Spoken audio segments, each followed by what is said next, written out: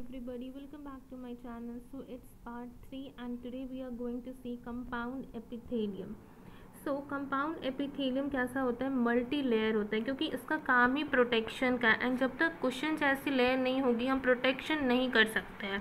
So multi layer एक ऐसे होते हैं प्रोटेक्शन के लिए होते हैं और it's main function is that ये लिमिटेड रोल प्ले करते हैं इन एब्जॉर्प्शन एंड सिक्रेशन में, क्योंकि ये काम हो जाता है मेरा एपिथेलियल किसका हो जाता है, सिंपल एपिथेलियम टिश्यू का हो जाता है. कंपाउंड का काम हो जाता है protection. So this line is very important. It plays very limited role in the absorption and secretion. Now it is of two type, that is stretchable and non-stretchable. Stretchable मतलब हो गया ट्रांजिशनल एपिथेलियम टिश्यू भी हम इसको बोलेंगे या फिर हम इसको बोलेंगे यूरोथेलियम. क्यों? क्योंकि ये प्रेजेंट होता है हमारा यूरिनरी सिस्टम में. ओके, एग्जाम्पल है जैसे कि pelvis, ureter, urinary bladder, proximal urethra of the male. So stretchable वाला हमारा कहाँ प्रेजेंट है, ये हमारा यूरिनरी सिस्टम में प्रेजेंट है, इसलिए हम इसको ट्रांजिशनल एपिथेलियम टिश्यू और यूरोथेलियम भी बोलते हैं. Next is our non stretchable, मतलब ये स्ट्रैटिफाइड एपिथेलियम टिश्यू है. ये जो हमारा नीचे है बेसल सेल हो गया, क्यूबॉइडल कोलमनार हो गया ये. ओके, ये हमारा अपर पार्ट जो है ये किसका बना होता है, स्क्वाइमस का होता है, क्यूबॉइडल और कोलमनार तीनों से बना है और ये एक तरह से पूरा मल्टी लेयर है. डैट इज ये कैसा हो गया हमारा कंपाउंड एपिथेलियम का डायग्राम है. So next is our non stretchable stratified epithelium tissue. इसमें हमारा पहला है स्ट्रेटिफाइड स्क्वाइमस, दूसरा stratified cuboidal and last one is our stratified columnar. Squamous दो तरह का है, keratinized and non keratinized. Keratinized में आ जाते हैं डेड हर होते हैं ये. क्यों? क्योंकि यहाँ पे डिपोजिशन होता है केराटिन का, जैसे कि हमारा एग्जांपल हो गया skin, hair, nails. Non keratinized जो है ये हमारे ओरल कैविटी में होते हैं, फेरिंग्स में होते हैं, oesophagus, anal canal, vagina, cornea etcetera, ये यहाँ मिलते हैं. केराटिनाइज्ड वाले डेड होते हैं due to keratin. It's very important line. यहाँ पे क्या है, नो एब्जॉर्प्शन, क्योंकि ये किसका पार्ट है, कंपाउंड का है और कंपाउंड का काम होता है प्रोटेक्शन, इसलिए यहाँ पे कोई एब्जॉर्प्शन नहीं होता है. So it's clear.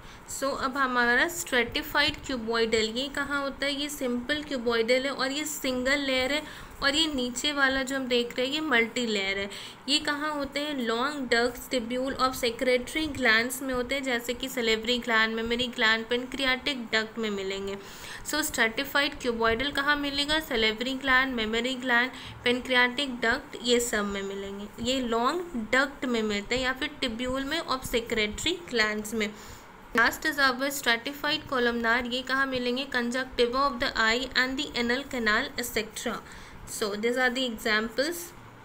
Now and the most important part comes here, the cell junction. Cell junction तीन तरह का है. First one is our tight junction, next one is gap junction and last one is adhering junction. So tight junction, gap junction, adhering junction, we can see it in diagram. So mostly cell junction जो होते हैं वो epithelial tissue में present होते हैं.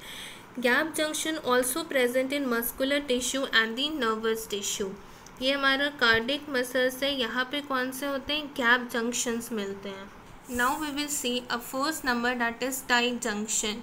सो tight junction में क्या होता है, ये help to stop substances from leaking across a tissue. ये हेल्प करते हैं लीकेज से बचाते हैं, इनका काम है लीकेज से बचना. दैट इज़ एग्जाम्पल, ये कहाँ कहाँ मिलेंगे, स्टमक में मिलेंगे, इंटेस्टाइन में मिलेंगे, यूरिनरी ब्लैडर में मिलेंगे.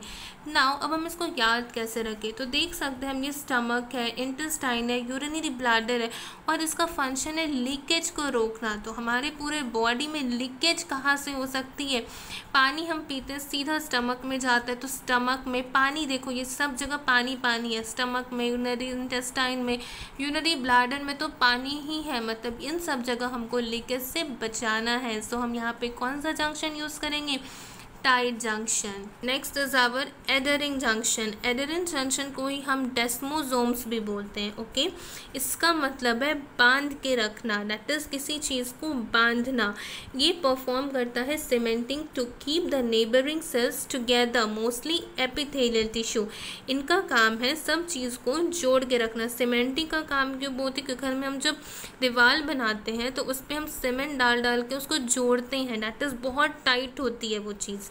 सो एडरिंग का मतलब होता है बांधना, and it's perform cementing to keep the neighbouring cells together. And last is our gap junction. Gap junction का काम है गैप प्रोवाइड करना for the transport of ion, small molecules etcetera. So यहाँ पे लिखा हुआ है maintain communication between cytoplasm of the cell. ये क्या प्रोवाइड करते हैं? कम्युनिकेशन प्रोवाइड करते हैं और रैपिड ट्रांसपोर्ट करवाते हैं आयंस का, small molecules and small some large molecules के। So it's very important, these three junctions are really very important. It's asked in school exam plus competitive exam.